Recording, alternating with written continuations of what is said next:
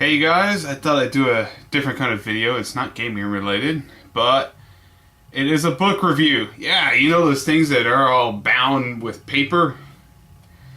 Yeah, it's one of those, but look at it. Living in Japan. Sounds like a good title.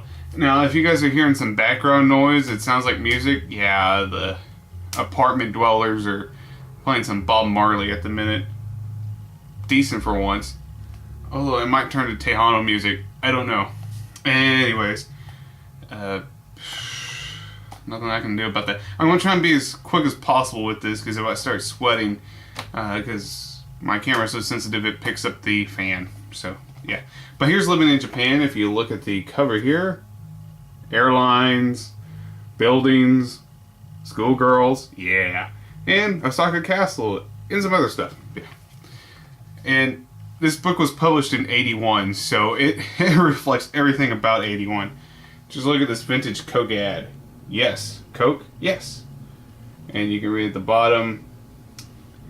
Anytime. I can't even read it. Anytime, anywhere, Coca-Cola, yes. It's backwards on my camera here, so bear with me. And here's the first thing. It's nothing but ads on the inside. This is produced by the American Chamber of Commerce in Japan. So ACCJ, I believe, is how they initialized themselves.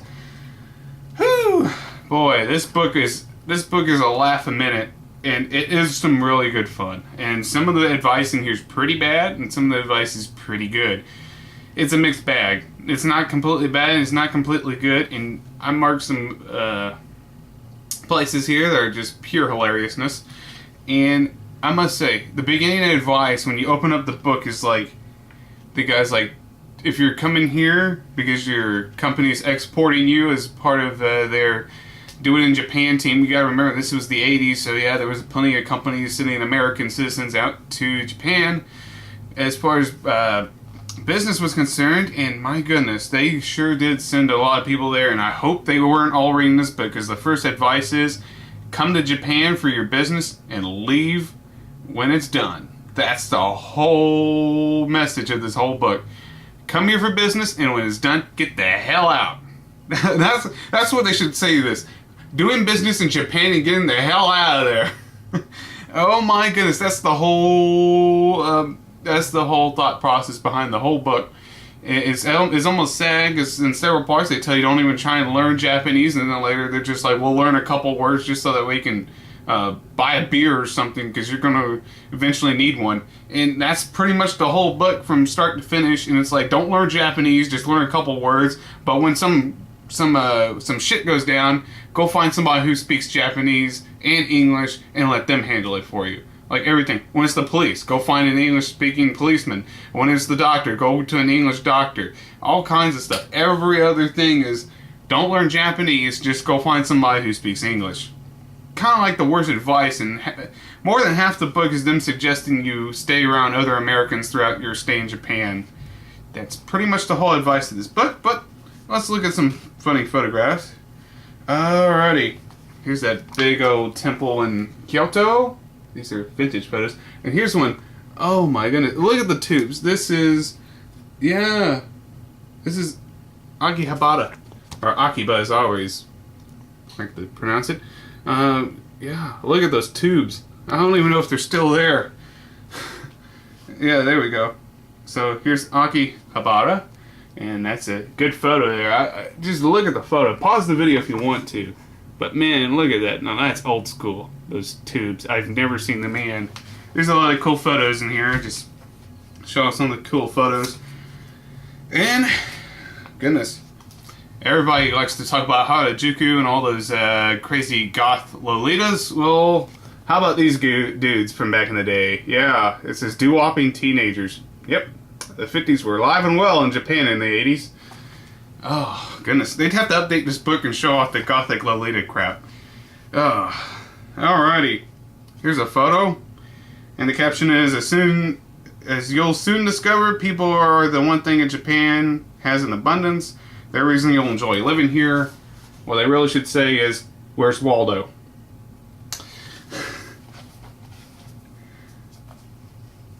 Alright. And here's some more Harajuku photos. Look at this. Yeah. I don't even know if it looks like that anymore. But, kind of amazing. Too bad they don't show Budokan in here. I would have loved to have seen a photo of that. And here's one. Throughout the book, they tell you don't learn Japanese, but except for a couple words. But look at this: practical Japanese. You need it, you American scum. And that's pretty much the only ad you see for real practical Japanese. That and one from Berlitz. And oh, I love this part when they got to the monorail. The monorail. I keep thinking of Simpsons when I think of monorail. Don't ask me why. But here's a picture of that monorail. And throughout the book, it's kind of hilarious because they talk about the monorail from the airport to Tokyo, from Narita to Tokyo, and the whole thing is kind of funny because the whole time they say, don't use it, it takes hours to get there. And I was like, oh my gosh, what terrible advice is this? That's pretty much the whole thing. I was thinking, man, they're just telling you don't even use the railway. Oh, good grief. And then they said don't even take a taxi because that takes longer than the railway. I was like, well, what the hell? What am I supposed to do? Hopefully things have gotten better since then. Even though I've never been to Japan, I like reading books about it just because it's pure fun. And here's the Sapporo Snow Festival with that little building there. It looks more like what the recent one looks like. I don't know what the difference is or if it's changed since then. Alrighty. Yeah, they even have a whole section on living in the Kansai area. So, and here's Osaka, and yeah, it is. Just making sure. And here's a picture of Osaka from back in those days.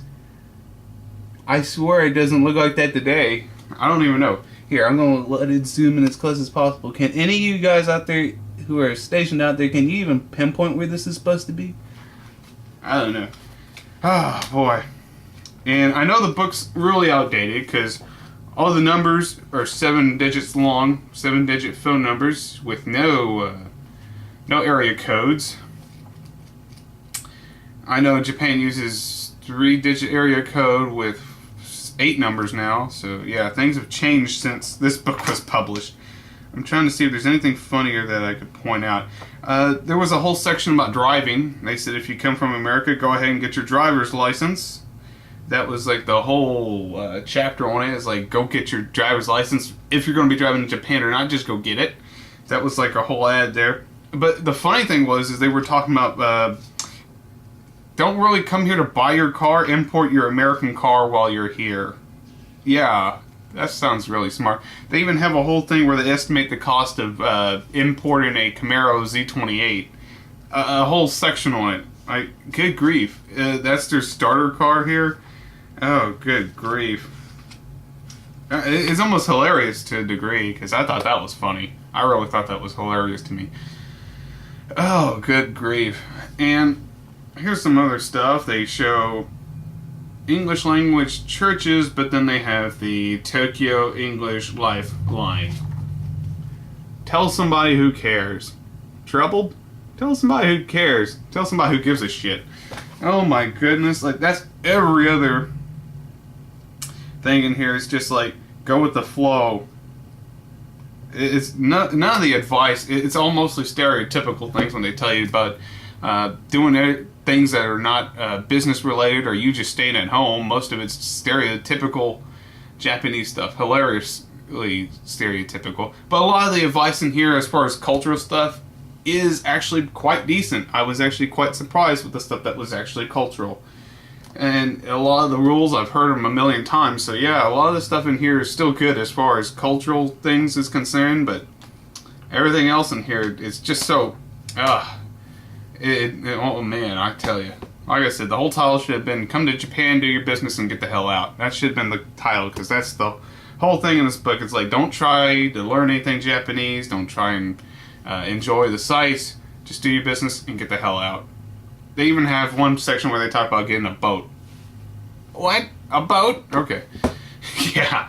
A lot of crazy stuff. So the time's almost up, so I just wanted to show you guys as much as I could about the book in the 10 minutes I got. See you guys later.